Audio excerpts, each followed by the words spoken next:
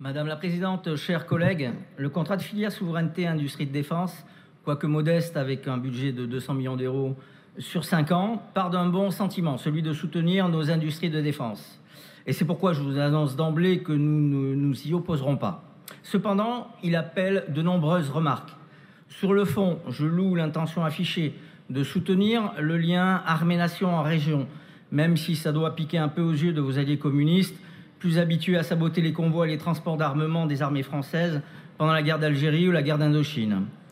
Mais déjà, ce contrat de filière outrepasse les compétences régionales qui n'ont jamais rien eu à voir avec la souveraineté ou la défense, prérogative exclusive de l'État.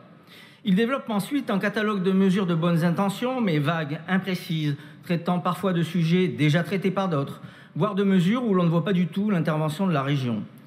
Je passe sur le couplet écolo tarte à la crème pour, je cite, favoriser la transition écologique, page 9 de la Convention défense. L'exemple du classement en site Natura 2000 du camp militaire des Garrigues à Nîmes, que je connais bien pour y avoir posé mes rangers un certain nombre de fois, est une mesure décidée par l'État seul, mais pas par la région, qui n'y est pour rien et n'y apporte aucune plus-value. La Convention défense veut renforcer le lien armée-jeunesse en région. Ambition 1, page 4 de la Convention défense. On y évoque l'action des armées qui organise à 100% les journées de défense citoyenne. Mais la part de la région, en revanche, se limite à l'animation d'une plateforme de stage pour lycéens et étudiants, plateforme qui existe déjà, et la publication de magazines déjà existants sur les métiers. Quelle ambition, ou plutôt quel enfumage. Par ailleurs, la prévision de 7 millions d'euros sur 3 ans pour la filière drone est une très bonne chose. Mais ça veut dire quoi concrètement? Vers quelle entreprise s'orientera la région et sur quel site, sachant que les drones militaires de nos armées sont essentiellement américains? L'armée de terre dispose d'un centre d'entraînement tactique de drones à Mourmelon dans la Marne pour la construction et l'entraînement aux micro-drones d'infanterie FPV et à la lutte anti-drone. La 11e brigade parachutiste de Toulouse a également déjà son centre d'entraînement. Que fera la région?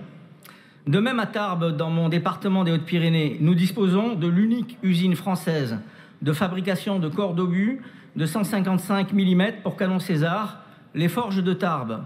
Son action est cruciale pour la France, qui a déjà livré à l'Ukraine 30 000 obus de 155 et 78 exemplaires de canon César, dont d'ailleurs 42 ont directement été puisés sur la ressource opérationnelle de nos régiments d'artillerie. Cette PMI, les Forges de Tarbes, produit actuellement 40 000 obus de 155 par an au profit de l'entreprise KNDS, ex-Nexter, qui dote les charges explosives de ces obus et livre ensuite à l'Ukraine les obus complets et les canons César que KNDS produit dans son usine de Bourges. Or, les Forges de Tarbes souffrent de manque de personnel qualifié, de manque de machines-outils modernes et surtout, problème aujourd'hui devenu gravissime pour la plupart des PME et PMI de l'industrie de défense, de manque d'investissement.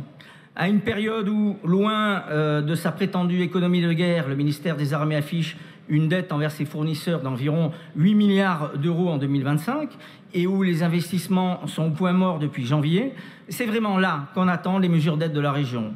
Car ce dont l'industrie de défense a besoin, ce n'est pas de généralité ou de bonnes intentions, ni d'un catalogue de mesures déjà existantes, c'est d'un appui clair et concret aux PME et PMI du secteur de la défense sur le territoire d'Occitanie, auprès des Forges de Tarbes, par exemple. Merci de votre attention.